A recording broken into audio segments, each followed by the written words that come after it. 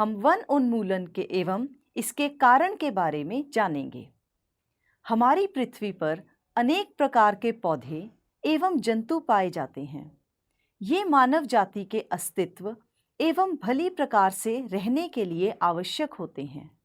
हम जानते हैं कि वनोन्मूलन का अर्थ है वनों को समाप्त करने पर प्राप्त भूमि का अन्य कार्यों में उपयोग करना। वन में वृक्षों की कटाई निम्न उद्देश्यों से की जाती है: कृषि के लिए भूमि प्राप्त करना, घरों एवं कारखानों का निर्माण, फर्नीचर बनाने अथवा लकड़ी का ईंधन के रूप में उपयोग। दावानल एवं भीषण सूखा भी वनोन्मूलन के कुछ प्राकृतिक कारक हैं। बच्चों, आओ अब हम वनोन्मूलन के परिणाम को देखें। वनोन्मूलन के कारण पृथ्वी पर ताप एवं प्रदूषण के स्तर में वृद्धि हो रही है। इससे वायुमंडल में कार्बन डाइऑक्साइड का स्तर बढ़ रहा है। वनोन्मूलन के कारण प्राकृतिक संतुलन भी बिगड़ जाता है। इसके अतिरिक्त बाढ़ तथा सूखे जैसी प्राकृतिक आपदाओं की संभावनाएं बढ़ जाती हैं। इस प्रकार कम वृक्षों के होने का अर्थ है कार्बन डाइऑक्साइड के उपयोग में कमी आना, जिससे वायुमंडल में इसकी मात्रा बढ़ जाती है। इस तरह कार्बन डाइऑक्साइड की मात्रा के बढ़ने के कारण विश्व उष्णन हो जाता है, जिसको ग्लोबल वार्मिंग कहा जाता है।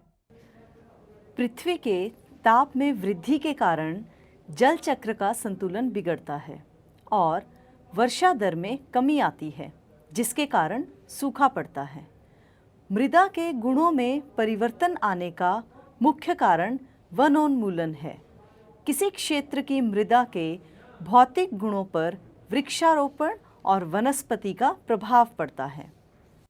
स्मरण करो, हमने पिछली कक्षा में पढ़ा था कि वृक्ष किस प्रकार मृदापर्दन को रोकते हैं।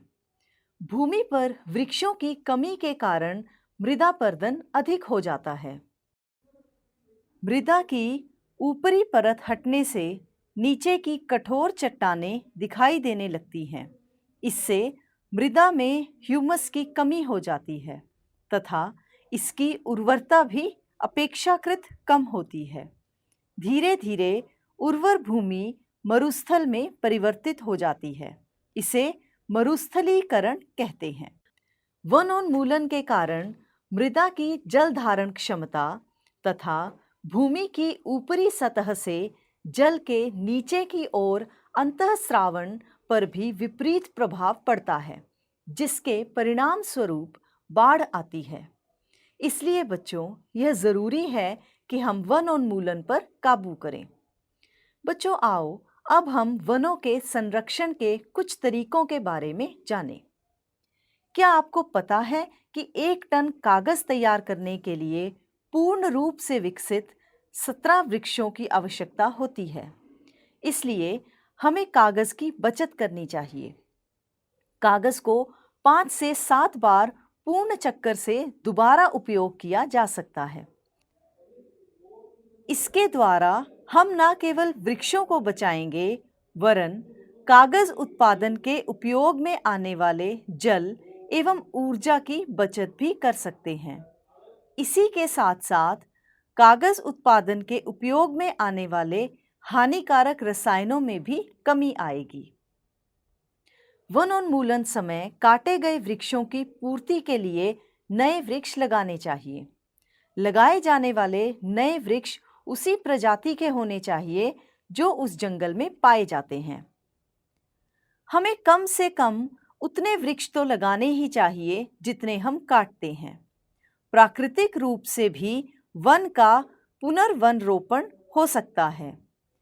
यदि वनोन्मूलित क्षेत्र को अबाधित छोड़ दिया जाए तो यह स्वतः पुनर्स्थापित हो जाता है।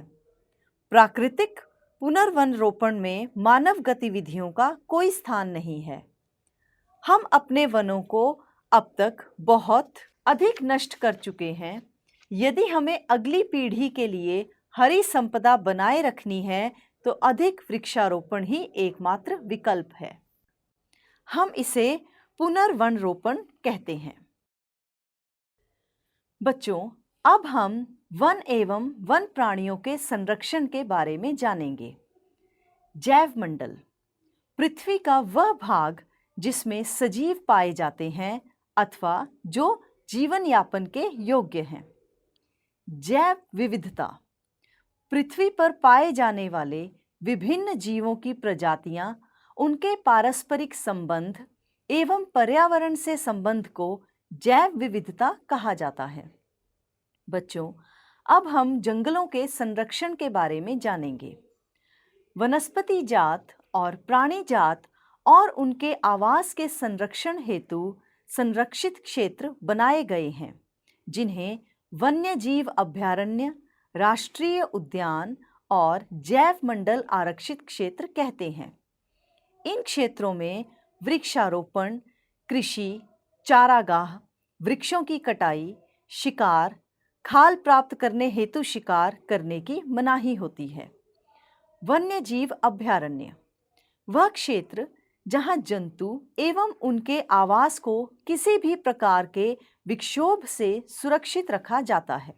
अभयारण्य वह स्थान है जहां प्राणियों अथवा जंतुओं को मारना या शिकार करना अथवा पकड़ना पूर्णतः निषिद्ध एवं दंडनीय अपराध है।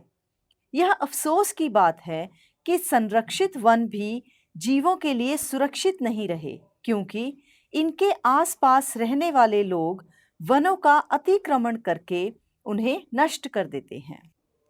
राष्ट्रीय उद्यान वन्य जंतुओं के लिए आरक्षित क्षेत्र जहां वह स्वतंत्र रूप से आवास एवं प्राकृतिक संसाधनों का उपयोग कर सकते हैं।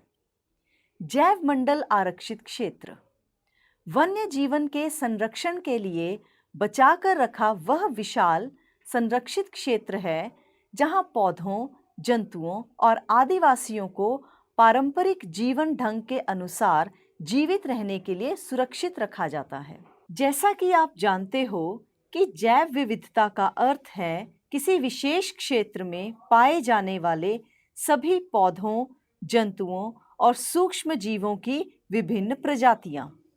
किसी क्षेत्र का जैव मंडल आरक्षित क्षेत्र उस क्षेत्र की जैव विविधता एवं संस्कृति को बनाए रखने में सहायक होता है। किसी जैव मंडल आरक्षित क्षेत्र के अंतर्गत अन्य संरक्षित क्षेत्र, राष्ट्रीय उद्यान एवं वन्य जीव अभयारण्य भी हो सकते हैं।